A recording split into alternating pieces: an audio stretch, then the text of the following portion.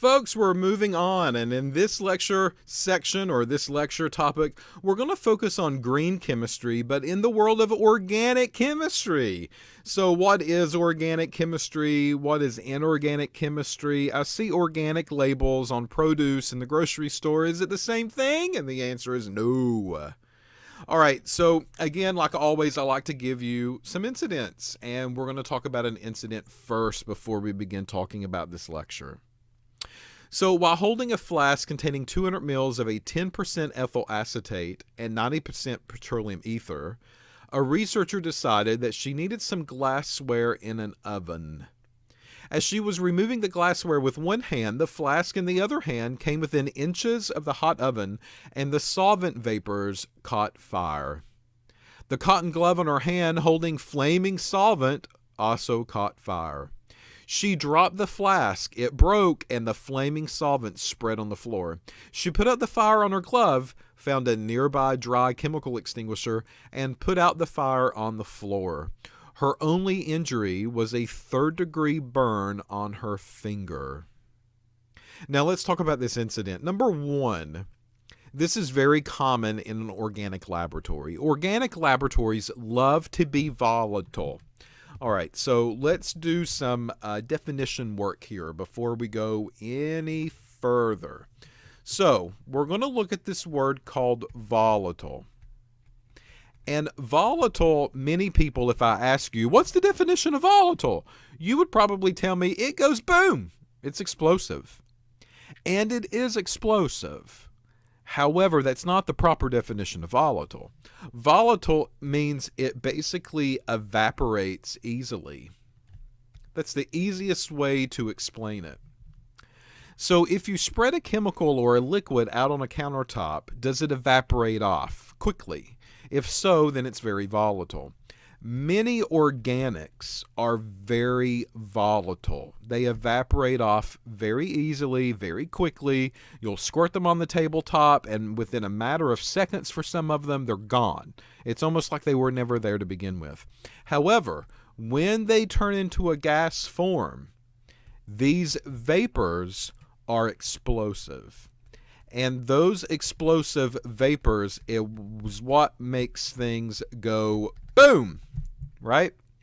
So those are the things that we need to take a look for.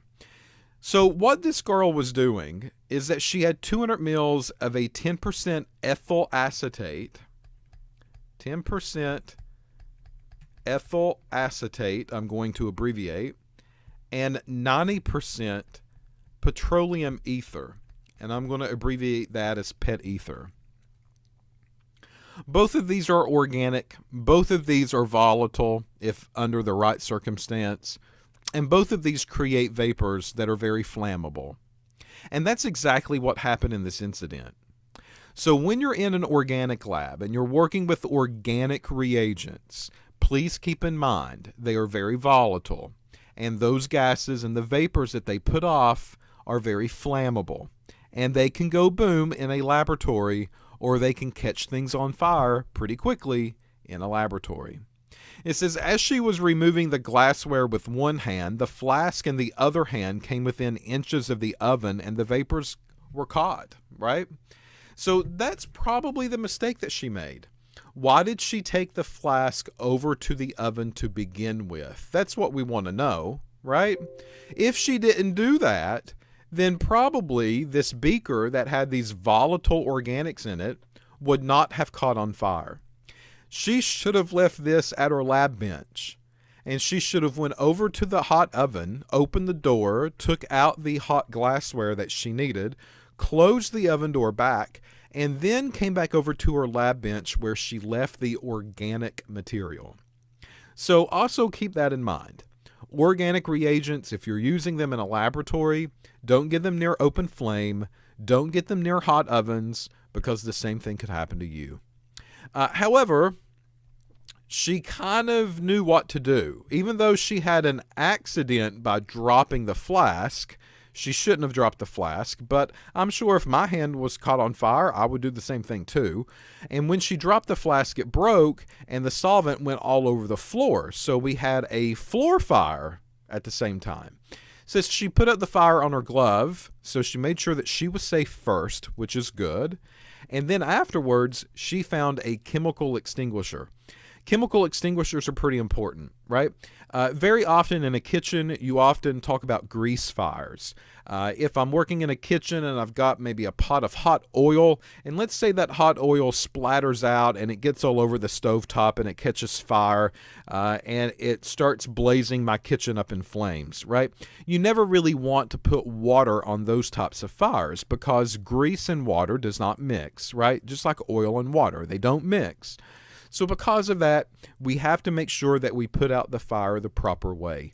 And sometimes in a laboratory, a normal fire extinguisher is not going to work. So we have to have some type of fire extinguisher that is a chemical extinguisher.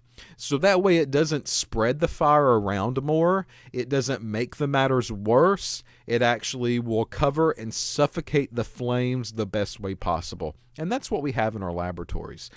Just like in your kitchen, we have to make sure that we put out fires the proper way in our lab as well.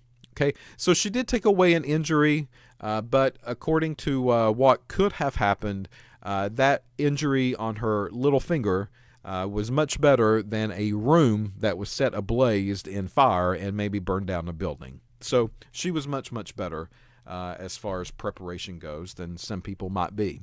Okay? All right, so let's talk about this organic stuff in a little bit more detail. Organic solvents. We need to talk about the definition of organic. And organic just basically means it is based in carbon. So carbon and hydrogen for the most part. We can see a couple of other elements thrown into the picture for an organic solvent, but carbon and hydrogen based. Those are the molecules that we're going to be focused on when organic chemistry is concerned. Now, organic chemistry is not the organic that you see on the produce label at the grocery store. Those organics are typically produce that hasn't been in contact with any type of herbicide or pesticide, maybe some cases no growth hormone or GMOs, genetically modified. So organic produce people typically like because that would be like growing tomatoes out in your backyard. As long as you're taking care of them in small batches, you're going to be okay. The problem is that some, if you're harvesting tomatoes, can't do that. Their product yield is so much, they have to make sure that no bugs or no nasties come around and latch onto that produce and begin to eat it or begin to decompose it or destroy it. So herbicides and pesticides will come into play. Just wash your fruits and vegetables off and you'll probably be fine. And some of these herbicides and pesticides have also been tested on man. So the human anatomy typically can process these herbicides and pesticides without a problem and break them down if you don't wash your apple before you eat it at the grocery store. So that organic is different than the organic that we see in a laboratory. Organic that we see in a lab is carbon-based and hydrogen-based. So for instance, if I take a look at water, water's H2O, and if I look, there's no really carbon involved in that, right? So this is not an organic molecule. That is an inorganic molecule for that reason. That's the label that we would give it. However, if I take something like vinegar, CH3COOH, that's acetic acid. It's a very weakened solution of acetic acid. But if I look at the acetic acid portion, CH3COOH, it's mainly carbon and it's mainly hydrogen. There's nothing really else that's there, right?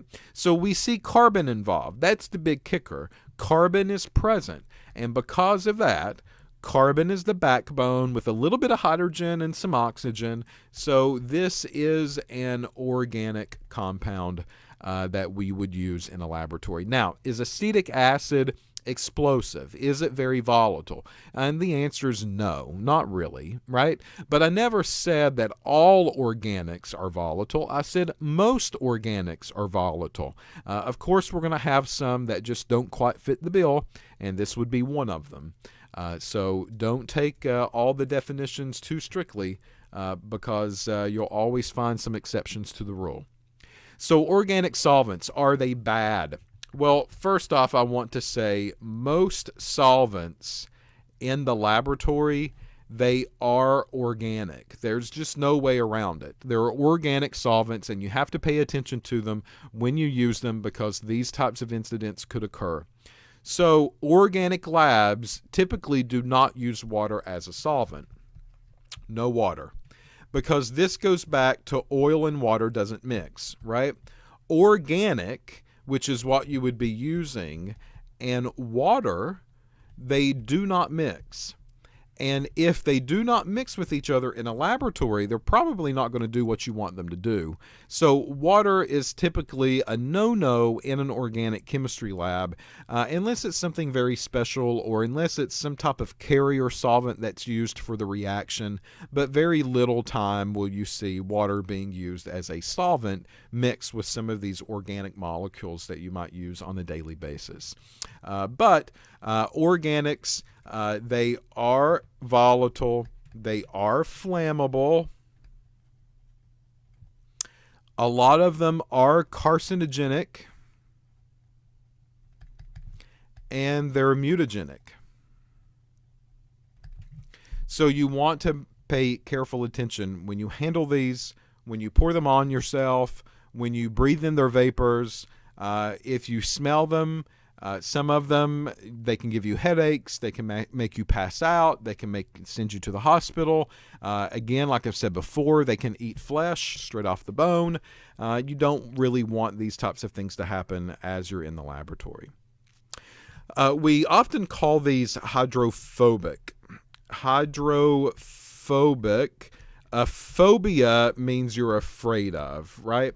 So I'm afraid of something. What am I afraid of? Hydro, and hydro means water.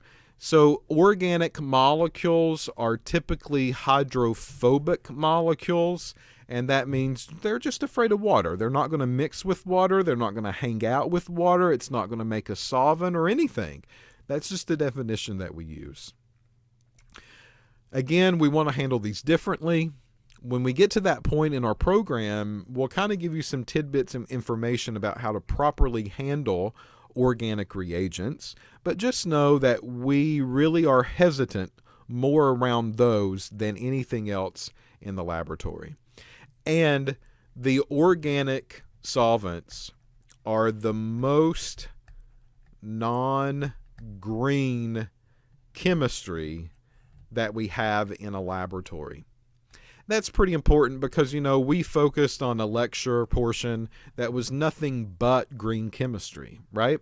And organic reagents are typically the most environmentally hated compounds that are out there.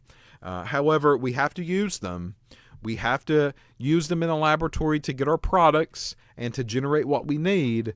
It's just a matter of how do we handle them and how do we pick other organic solvents that might be more environmentally friendly than the ones that we're currently using. So if solvents are the problem and organics are the problem, there's a couple of ways that we can maybe get around this idea, and that's what we'll talk about in the next video. So don't go anywhere. Go ahead and watch the next video if you've got nothing else to do, and we'll talk about how to maybe substitute things so we don't have to use these nasty organic reagents in a laboratory. We have other choices that are out there. So let's see what they are.